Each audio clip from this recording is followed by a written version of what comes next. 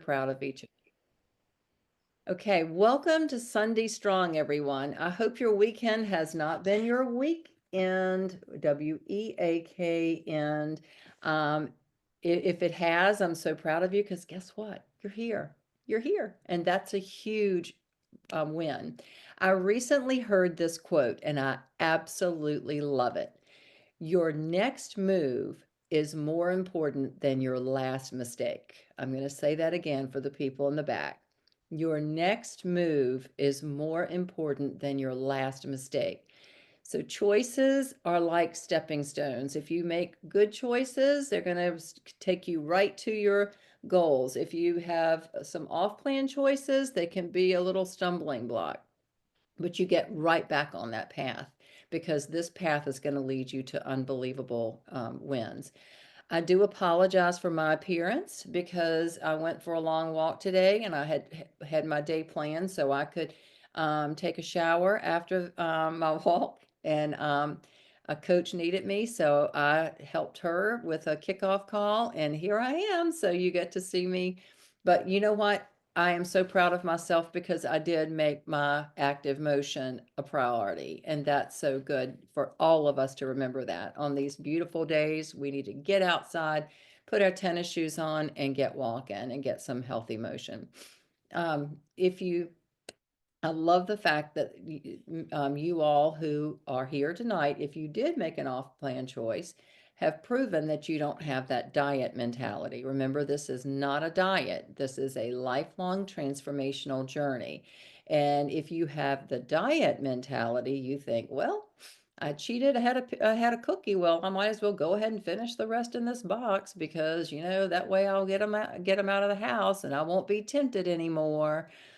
That's not how Dr. A wants us to feel. Remember, what you do next is more important than your last mistake. So get rid of those cookies, tell your children to hide them, whatever, but do not get back into those cookies. Remember, food is to fuel, it is not for pleasure. So that cookie is going to be, someone said, would you repeat that quote? Um, what you do next is much more important than your last mistake. What you do next, your next move is much more important than your last mistake. So I'm sorry, I stumbled over that one. Your next move is more important than your last mistake. Choices are stepping stones or stumbling blocks. So we need to remember we're going to look for the stepping stones. This is a transformational journey, one healthy habit at a time. It's not a diet, and we are striving for progress, not perfection. We're going to all make mistakes, but that next move is what's most important. So brush yourself off and get right back on track. So let's prepare for a weekend of wins. I want to start by thanking each of you for being here. As you know, there are 4 components for this program: staying connected to your coach. I want you to do this. If you have talked to your coach in the last week, or if you have a scheduled check-in with your coach this coming week, put a 1 in the chat. Look at this. Y'all are A+ students. I taught school for 37 years, so this is it. Y'all, that is so important. Get in touch with that coach. If you have not talked to your coach, the first thing you need to do when you get off this call, or you can take out your phone right now and say, can I schedule a 5-minute check-in with you this week? So you need to schedule a check-in. Look at all these people who are doing that. That's awesome. And Amy just said she texts her coach every day and shares her weight. Perfect. That's wonderful. So let's do that. Um, but this being part of this community is the second component. And then the mindset piece from Dr. A's books are the third component. And then, of course, your weight, the nutrition plan is the fourth. So just keep it up. Keep doing all 4.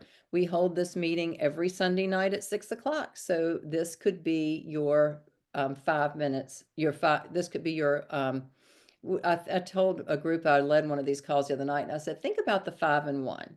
You're on the 5 and 1, 5 fuelings and 1 lean and green meal when you're on in the weight loss phase.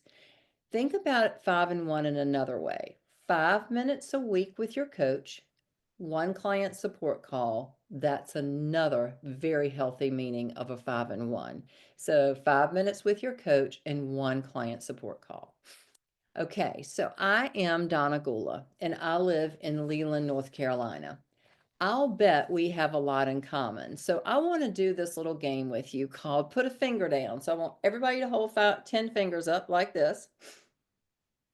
And I'm going to say something. And if you are connected to that, put a finger down. I want to see how connected we are here, how much we have in common. Number one, if you have ever been so frustrated when you were getting dressed that you had either a pile of clothes on your bed, a pile of clothes on the floor of your closet, and you were so furious that you were maybe in tears even getting dressed. How many of you have ever been frustrated? Put a finger down if you have.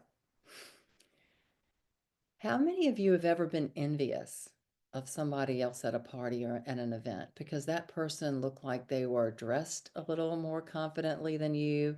They were moving around, they were more active, they looked happier, they looked proud of themselves. And you were just very inhibited, but they were like the life of the party, and you were just kind of wishing you could be like that.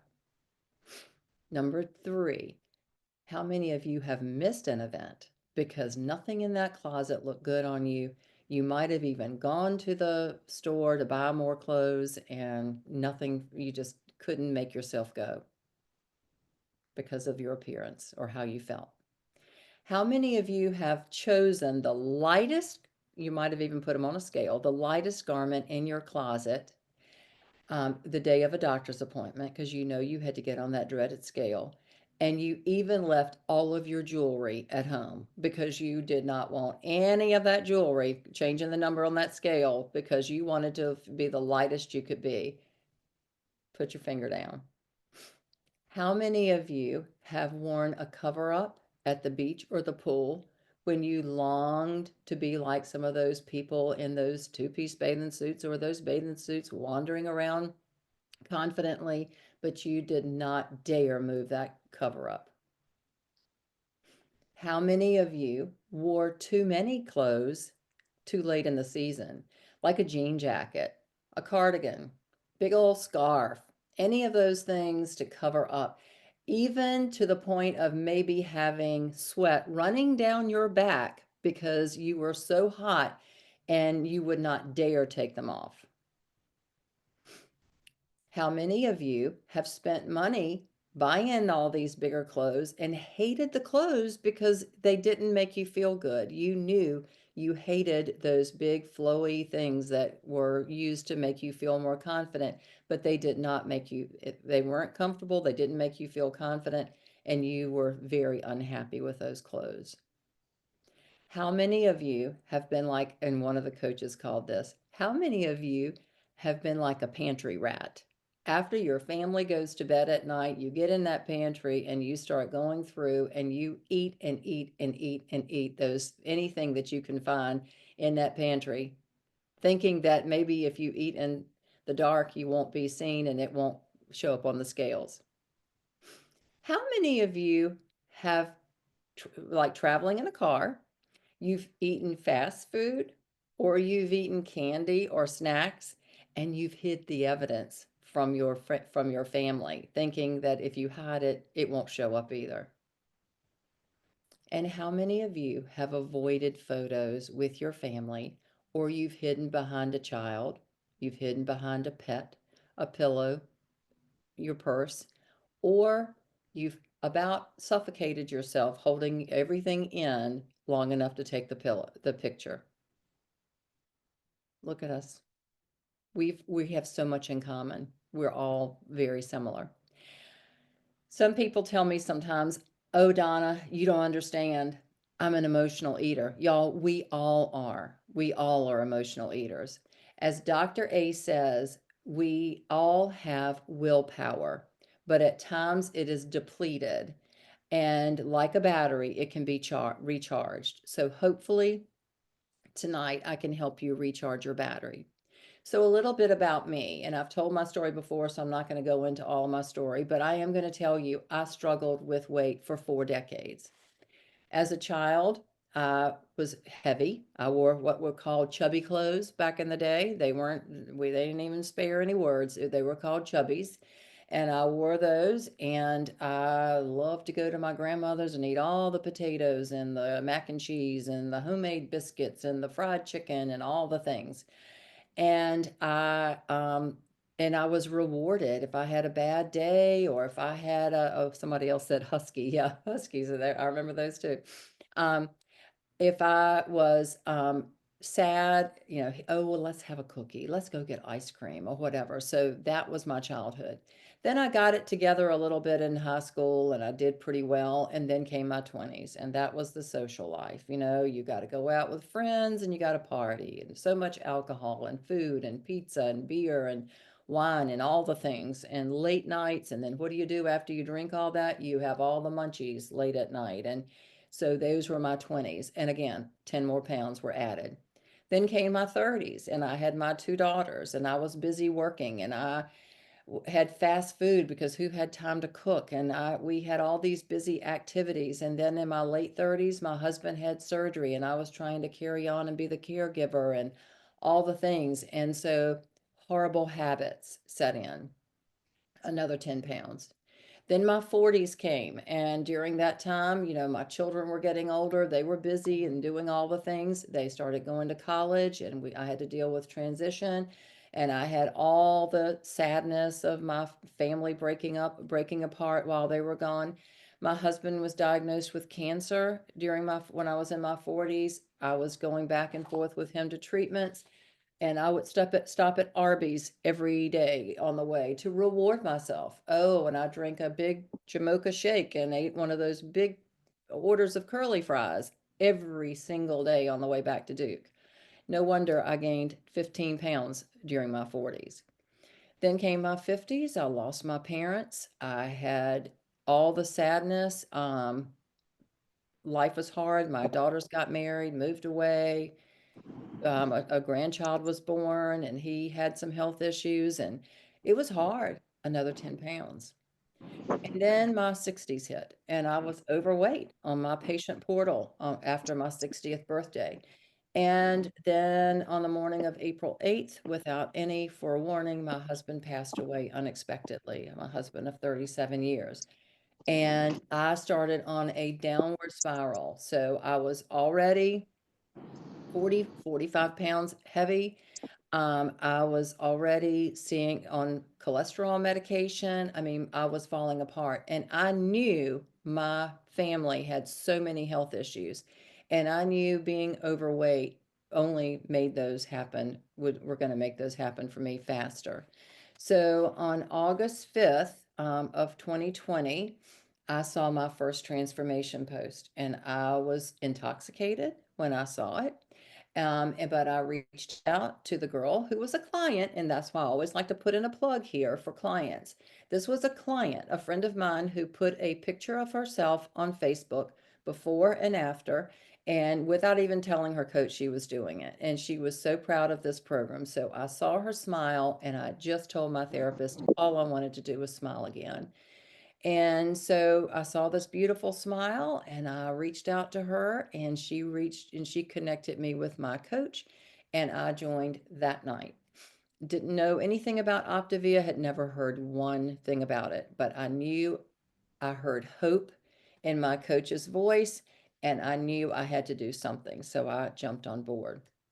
My coach told me I had to stick to program. She said, if you stick on program, you're going to be in a mild but effective fat burn by day 4. And if you choose to go off plan, you're going to get out of fat burn. It's going to cost you $40 to $60, but to get back into fat burn. And you want to be in fat burn because that's where magic happens. That's where you have so much energy. That's where you don't have cravings. That's where your body is using your fat as fuel. And that's where you're going to see your waist change and all the things. So I did. I buckled in, and I decided to do Optavia exactly as it should be. So I lost this weight. The number on the scale started moving, and I was shocked.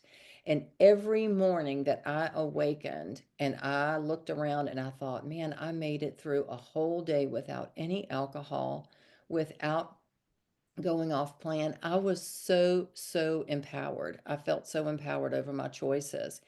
And so I just stayed on plan. I did not make any off plan choices. I just committed to this.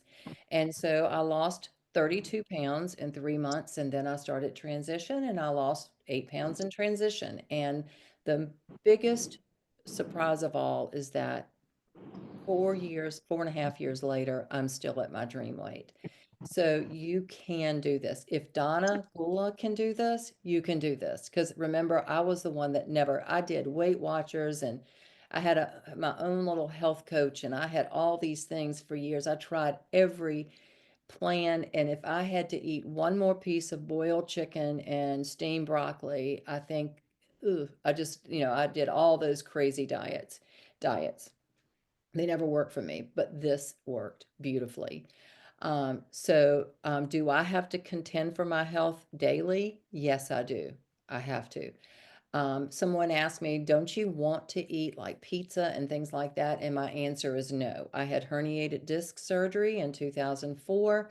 I had chronic back pain for 2 decades. And since I've been on Optavia, I have no back pain. I can pick up my grandchildren. I can do all the things. I feel stronger than I have felt in 4 decades. So no, I don't want pizza anymore. I just choose not to. Does that mean you can't have pizza when you get to your goals? No. Does that mean you can have pizza every day when you get to your goals? Well, you won't be at your goal long if you do that. It's all about choices. So, think about that. So, we are about to head into a big holiday weekend next weekend. So, tonight I wanted to talk to you a little bit about choices as you get ready to do that. Think about you need to have confidence and conviction. You need to have confidence and just let people know I am making a choice not to eat that. Don't say, oh, I'm so sorry. I can't have that. You can have it, but you're choosing not to. You're that confident that those words can come out of your mouth. You also have conviction. You believe in this and you know you've got goals and you want to meet those goals. So you've got conviction. Believe in what you're doing. Okay. What is most important? I love the quote, don't sabotage what you want the most for what you want in the moment. Don't sabotage what you want the most for what you want in the moment. Don't blow your plan because of Memorial Day, because it's going to be harder to get back on there. It's going to cost you $40 to $60 to get back into fat burn. I'll use like that quote, like my coach told me. You must believe in what you're doing. You must keep your standards and your integrity. You've chosen to get healthy. Don't break your word. How will you think about it? If I make this choice, how am I going to feel in the next hour? How am I going to feel in the next 24 hours? Okay. How am I going to feel? So think about that. If is going off plan the pattern that you want to reinforce? Do you really want to reinforce that pattern to keep going off plan? No. And what are you allowing to drive your choices? So think about that. I listened to a podcast today when I was walking by Elizabeth Benton, and it's called Consistency. And she was talking about excuses. She said, we are so easy to make excuses. And she said, but instead, she compared it to a debate class that she took when she was in high school. She said, when you debate an issue, you go to battle for that issue and you come up with all of these points. You're ready for a rebuttal. You are ready to argue. Think about that with being tempted, okay? If you are at a party for Memorial Day and somebody brings out the big red, white, and blue cake, I don't know. Well, then you're going to say, oh, just a little bit, it's not going to hurt. Is that really showing conviction? Is it showing that you really believe in this program? No. What I would do, or what I think you need to think about, is how is that going to affect me in the next hour? How am I going to feel about that piece of cake if I eat it, or the next day when I get on the scale? That's your choice. It's all about choices. But remember, you need to go to battle. You need to have points that you're thinking about. Another thing that I would advise you to do is talk to your coach. I love what's called bookending with my clients. If they come to me and they say, I've got this big event and I want to make it through and stay on plan, I said, okay, let's talk about it. Let's talk about let's make a plan. That's the first part of your bookend. Let's make a plan. What is something that you're foreseeing and what are you planning on doing if that happens? Then the night of the event, go into that event and think, okay, I talked to my coach. I told her I was going to stay away from the food table. I told her I was going to walk around with some water, cup of water in my hand. I told her I was not going to um, eat all that junk that's sitting around. I was going to take my plate and I was going to fill it first with things I can eat that are going to help me reach my goals. If anyone asks me about eating something else, I'm going to tell them confidently, I'm choosing not to eat that right now. Okay. And that's what you're going to rehearse in your brain and talk to yourself during that night.